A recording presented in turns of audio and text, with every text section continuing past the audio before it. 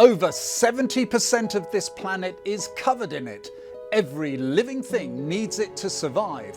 Water is our lifeblood, and yet we don't seem to be looking after it. In the United Kingdom, our rivers are choked by plastic and sewage pollution. The regulator, Ofwat, has tried punishing water companies with huge fines, but some are already drowning in such enormous debt they're on the brink of bankruptcy. Throw in predictions that we could have major water shortages in another 30 years and you have the bewildering prospect of an island running out of safe drinking water. We're not alone in this either. The EU recently launched a European water resilience strategy to try to improve water quality and management. And while there have been success stories, countries like Switzerland, which have successfully cleaned up their rivers, it's going to take more action to truly turn the tide. Our reporter, Tom Sullivan, looks at the state of our water.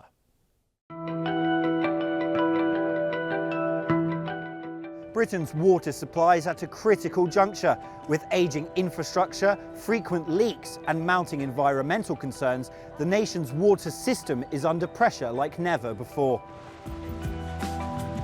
The UK's water network, much of it dating back to the Victorian era, is struggling to keep up with modern demands. According to the water regulator Ofwat, over 1 trillion litres are lost every year due to leaks, enough to fill over 400,000 Olympic-sized swimming pools. At the same time, sewage spills into rivers and seas have surged, with hundreds of thousands of incidents reported every year, sparking outrage among environmentalists and local communities. Water issues are not specific to this island. The continent shares some of these problems too. Countries that have got older systems, they've also got there's problems there with leakage and so forth. And in fact, the recent EU Urban Wastewater Treatment Directive has recently been updated, again at the end of last year. And that's one of the issues that's looking at is around leakage and transfer of wastewater. But in the UK, there is also the issue of ownership. Privatised in 1989 by then Prime Minister Margaret Thatcher, Britain's water companies have faced accusations of prioritising profits over maintenance. The problem with the water companies is that there is no competition, and you cannot have a market without competition. That's the essence of capitalism. I live in London. My water is supplied by Thames Water, whether I like it or not. The first thing, if I was the Labour government, I'd be thinking about nationalising. But it is very expensive. While some water companies have pledged billions to upgrade their systems, the cost of that seems to come to the consumer, with water bills expected to rise by up to 40% over the next 5 years. And public trust is running dry. Clean water! Do we want it now? One survey found that over 80% of Brits support renationalising the water industry, which at the moment is mostly owned by foreign private investors. Yeah, nationalise it. Why not, eh? But why do you think that? Because it can't get any worse, can it? I'll tell you so about bills. My water bills get astronomical. Yeah, we should go back to how it was. They're further in debt than when they were nationalised last time. Whether they got the money to buy them back, who knows? But yeah, I mean, if it's an essential for people, maybe it should be nationalised. Put it in the hands of private people. It's about the shareholders. Nationalisation is being talked about when it comes to Thames Water, the UK's biggest water company, which is in around £20 billion of debt. Its creditors argue that it should be put into government control, even if only temporarily. This all comes as the Independent Water Commission finds that the UK's water system is failing and needs stronger regulation to protect the public and the environment. British water companies have pledged billions of pounds to upgrade these ageing systems, but many critics argue that it's simply too little too late.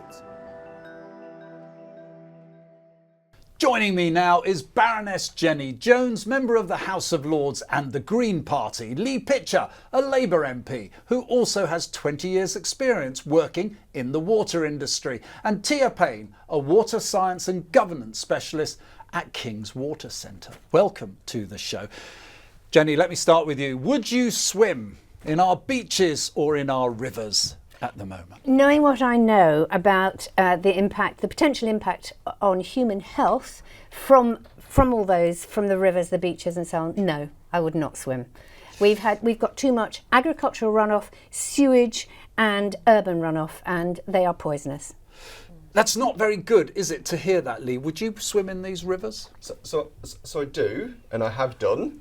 But I think that's a sentimental thing, really, because we paddled when we was little. It was all about going to the seaside, having an ice cream, enjoying all the tourist trade. So, but I am so much more aware now, as Jenny says, of some of those dangers of swimming. You've worked in the industry for a while, so why do you think we're where we are? So I don't think it's got worse. I think what's happened is, though, we've got much more of a knowledge about it. It's much more in our consciousness. There's much more transparency. We understand what's happening a lot more now. And I think, because of that, we have to do something.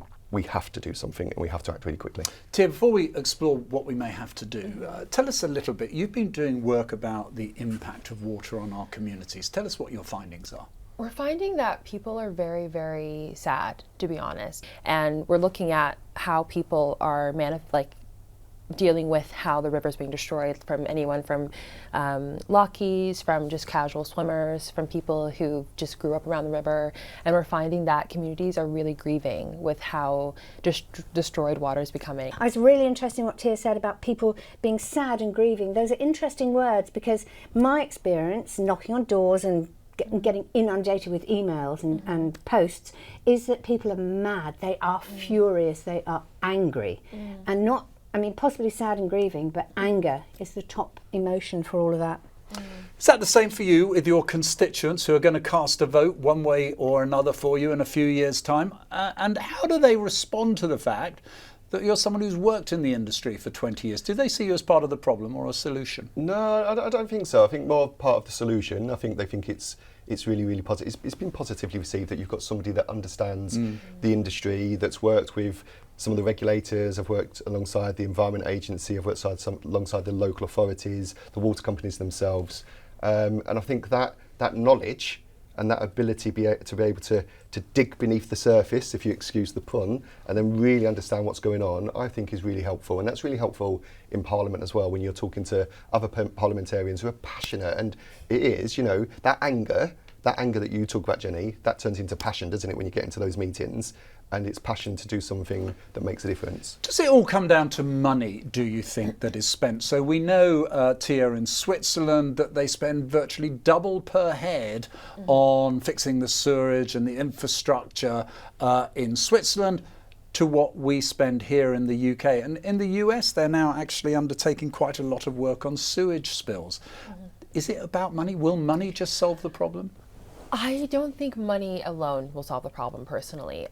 If you look at it, I think the numbers are that current water and sewage companies are $56 billion in debt. But if you look at how much dividends they've paid out since '89, they've paid $76 billion in dividends to shareholders. There'll also be a lot of people in the United Kingdom who won't be so upset about those dividends. They're going into their pensions. They're providing the sorts of returns that they need to live into older age. Is really dividends all bad? I would argue that I'm really sorry about people who are going to lose money, because Thames Water clearly is going to go bankrupt quite soon. But those are market forces. If you invest in something, it fails. That's what happens. So I'm very sorry, but for me, the destruction of whole ecosystems in chalk streams, rivers, and on beaches matters more than some investors, shareholders and so on being a little bit sad. Tell us a little bit about America. You're from America. If they're spending more money, is it all great in America? No, it's not perfect. We also have issues with old infrastructure as well. A lot of our infrastructure, similar to here in the 80s, there was a huge change in water infrastructure. America had a similar thing with the new amendments to the Safe Drinking Water Act, particularly, which is what regulates public water supply. But a lot of that infrastructure has not been updated in a very, very long time. So we have similar issues with wastewater and finding unacceptable pollutants in water as well.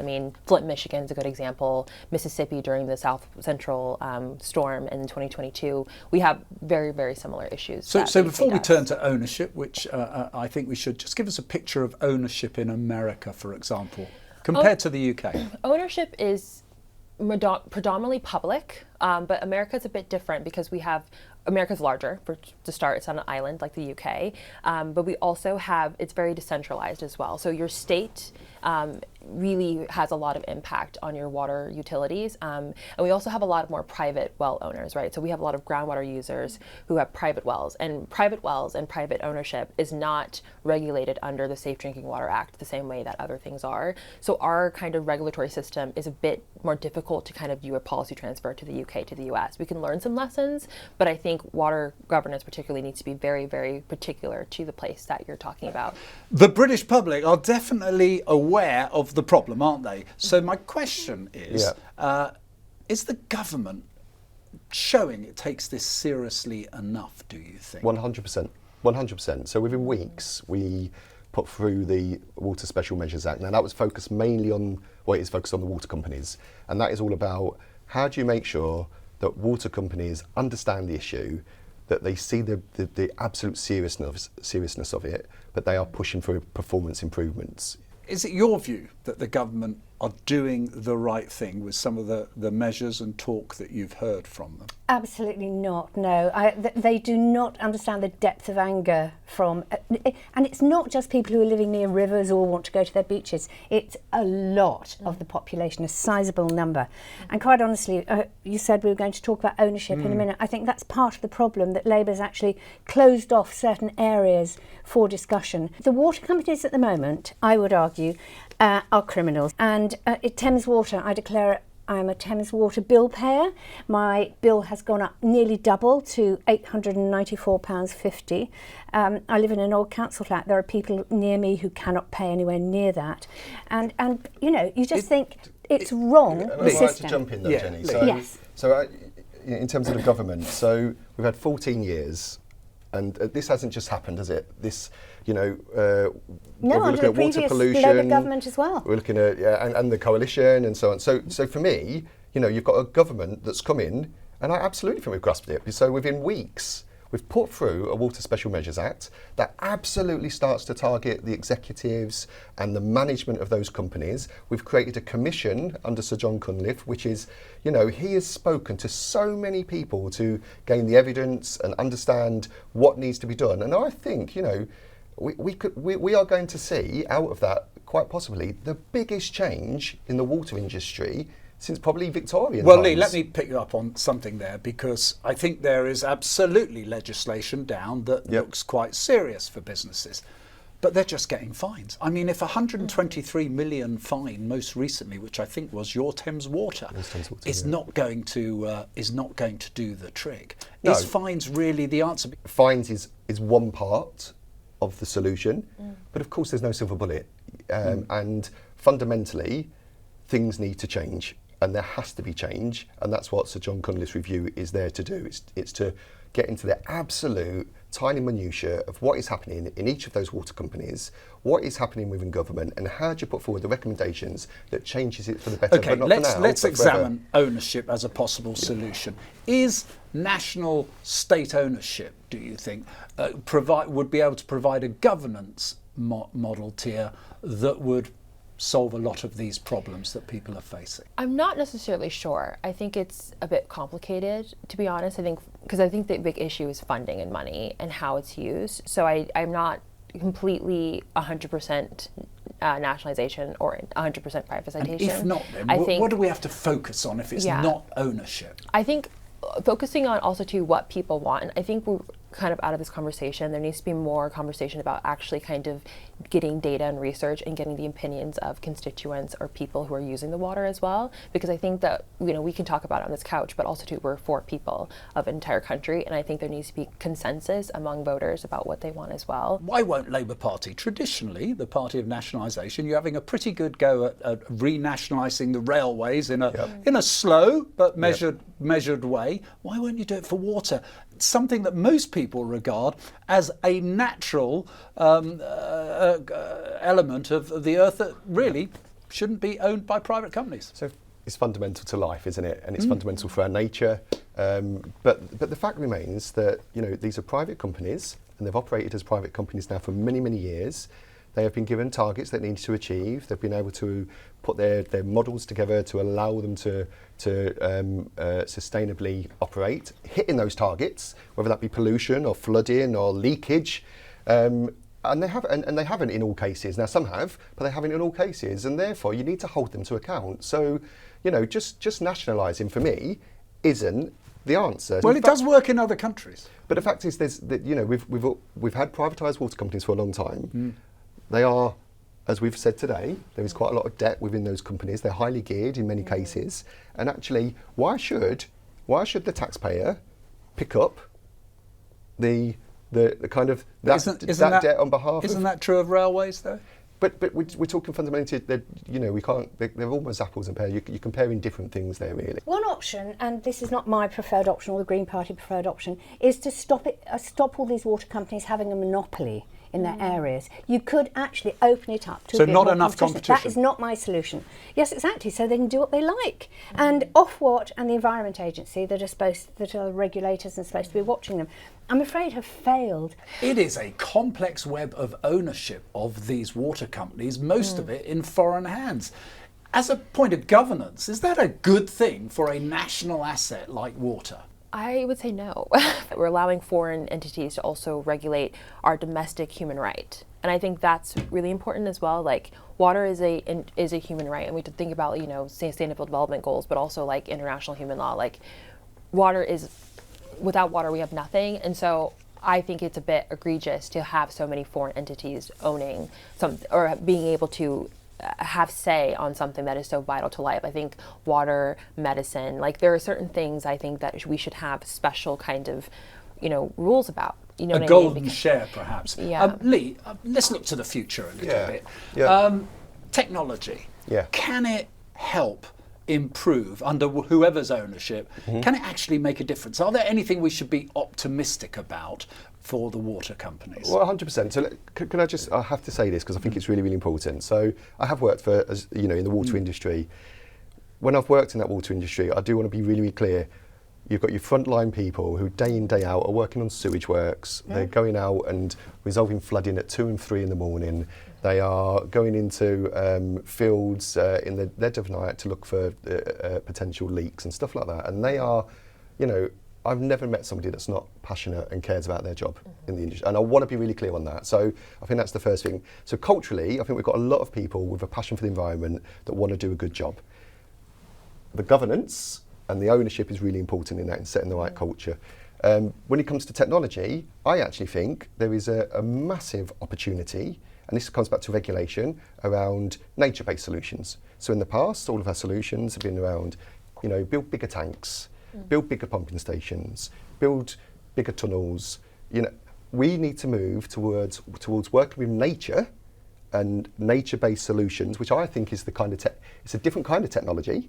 But I think that's the kind of technology that will make the difference, because if you can hold the water when it does rain and have it stored there, and it creates an amenity value in the meantime, which makes it an amazing place to live and work and spend your leisure time. But then when you need it during times like we've had in the last 3 months, the driest springtime and start of summer that we've had on record, Yorkshire has just announced its first stage of drought, you know, that's when you need that water.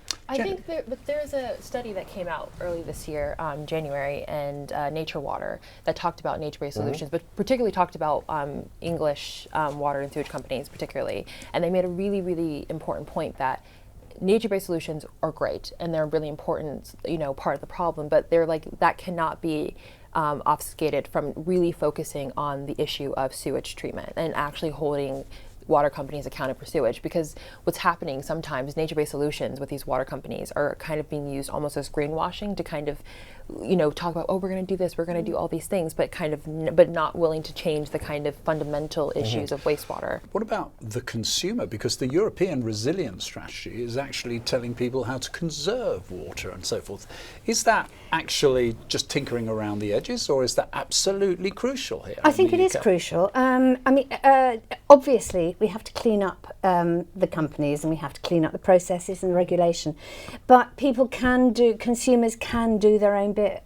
I mean, it goes down to things like when we're going to have water shortages, and part of that is. Well, don't you find that a bit scary? The Environment Agency has said in 30 years we won't have enough safe drinking water on the island of Great Britain. There's a few things we can do about that. You know, for example, we flush our loos with clean drinking water, which is madness. You know, we just have dual systems. You're going to tell me not to run the tap when I clean my teeth as well, aren't you? You run the tap when you clean your teeth. All right, this is not about me, but this is the point, isn't it? Where's the government's role in educating here? Do you think that is the answer, or should it be those companies? No, I think we all have the answer, don't we? So no I think silver bullet. There is no silver bullet. So I think education in schools, it makes a massive difference. I saw some work that was done in Hull with all of the schools where they worked with the children, and the children actually looked at their own school and they looked at how you make that school, you know, great for the future in terms of making it more green. So they talked about changing some of the concrete to grassland, to have little wildflower gardens, but they also put in permeable paving. They looked at water butts and how you capture some of the water. They looked at their roofs and green roofs and solar. So all of those things they then take back to their parents, and eventually you get to a place where people are thinking differently. Do you think the bandwidth, though, of the consumer who is bombarded, and I'm not picking on you here, Jenny, but bombarded with the use of energy, the importance of energy conservation, and also the production of it, where it comes from, that now to throw water at them, there's going to be overload soon on the consumer, isn't there? I'm a bit critical of that. I don't think that's true at all. I find that in academia we term it water literacy, for example, and we find that water literacy, people are very, very intrigued by it actually, because water is such an intimate resource, everyone uses it all the time. So we find that particularly early intervention with children and education actually is really, really positive. I think there is something about longer term planning and looking to 30, 50, 100 years in the future, and what do we need, what's the population looking like, and where will they be based, and looking at where we need water. So we are, investing for the first time in 30 years in reservoirs. Now that is absolutely balmy that we have not done that kind of stuff in the last 30 years. Is it too late? Is it too late? It's not too late. It's not too late. But do you know why it's not too late? Coming back to, in all fairness, Jenny's point, there is a lot you can do in the meantime with consumers as well. So I did some work as part of before coming to this role, but with the Rockefeller Foundation, where we worked with places like Miami and Cape Town. Now, Cape Town was a city that was about to run out of water at one stage, or potentially. And what they did was they worked with their residents at a household level, a street level, and a kind of regional city level. And they actually made some of their data more transparent, so they understood how much water they were using, and that created that I think kind the of message knowledge. there is international cooperation. Now, often we hide behind that as the panacea that's going to solve everything. But international cooperation, can we learn from others? Who's doing it better, I suppose? We definitely can. And of course, the role of government is to make it easy. And so, yes, it's about water literacy and schools and so on. We have to make it easy for people, like all of us here, but everybody else as well, to do the right thing and to make life better for themselves and for the rest of us. So the government has a role here, a massive role. I'm not sure, I have a real problem with the Labour government at the moment because I'm not sure they understand nature. You are competing also with the forces of nature, climate change, for example, population growth. Can any one government really take those on and win securing water? A Green government could, obviously. You can learn a lot. I'll send you a copy of our manifesto. Will you? Thank you very much. And I'm sure it will make great reading. But for me, if that's not the role of the government to prepare for the future and to expedite what we need. So we talked about reservoirs. We've not built any for 30 years. We're going to build 2 over the next 10 years. We started that planning process. The planning does need to change. The planning process is unbelievably slow. It needs to change, and it needs to change particularly for major infrastructure, and that's what those reservoirs are. So, but don't ever think we don't care about nature, because that is not true. I'm going to ask you one last question, if I may. So forgive me, of each of you, briefly, if you can. If you had the ability with a magic wand to have one critical thing done, a demand for now, what would it be? I think I would say we have to do what Lee does, what Lee is talking about, build reservoirs. But I would say the government has to take responsibility for the fact that it's a mess, and the only way to fix it is to take it away from the current water companies. Lee? For me, it's proper strategic planning across the regulators. So actually we've not talked about that a lot today. You did mention it, but I think the Environment Agency, the DWI and Ofwat and Natural England working together, working really, really closely together on the 25-year plan and then implementing actions through that period. Teyah, I think we've all agreed there's no silver bullet, but what would be your priority? Immediately, I would probably invest immediately in wastewater infrastructure. I think that would be technically the best thing to do in the short term. And that and stopping me running my tap allegedly when I clean my teeth is perhaps the And way when of you solving shower, the problems. yeah, not as long as showering. Baroness Jenny Jones, Lee Pitcher, Member of Parliament, Teyah Payne, thank you indeed. In fact, thanks again to all my guests for joining me, and don't forget to connect with us on X at Westminster TRT. But for now, from me and all the team here, goodbye and thank you for watching.